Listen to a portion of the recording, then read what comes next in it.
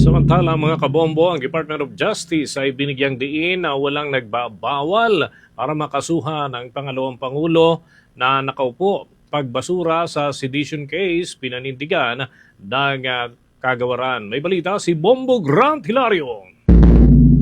Binigyan din ng Department of Justice na walang nagbabar o nagbabawal para masampa ng kaso si Vice President Sara Duterte. Sa nagrap na pulong balita ng kagawaran, inihayag mismo ni Prosecutor General Richard Anthony Fadulyon na wala namang nagbabar upang di makasuhan ang nakaupong ikalawang Pangulo.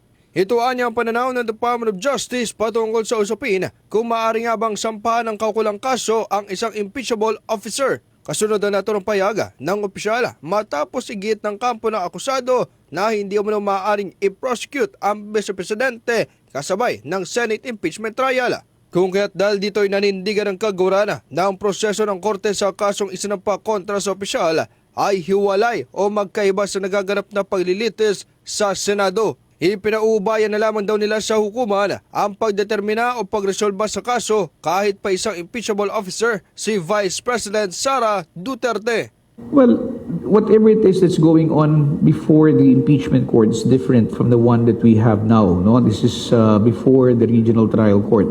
That's why we would leave it to the ruling of the court, no, how it will dispose the same, whether it believes that the charges can be sustained, even if the accused in this case is an impeachable officer.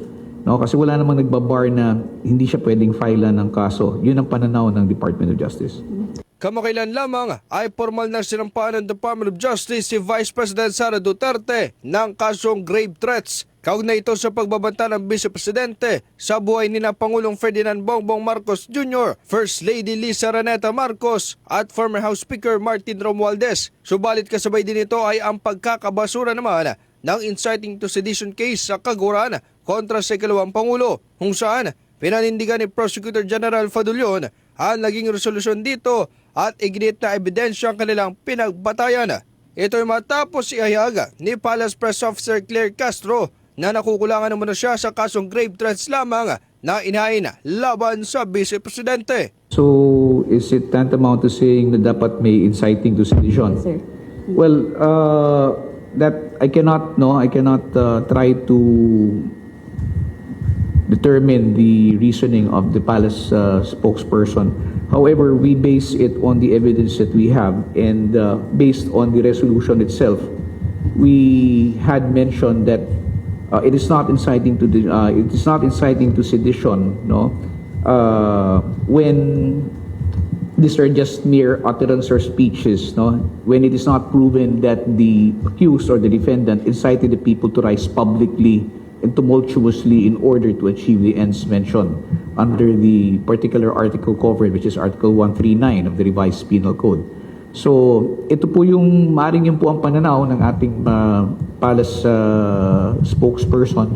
Pero ito po yung naging findings naman po ng ating mga prosecutors nung ito po ay sinubject to preliminary investigation. Inaasahan naman na magsusumite ng komento ang kagawaran sa motion to quash na inihain ng kampo ni Vice President Duterte na layon mabasura lamang ang kasong kinakaharap.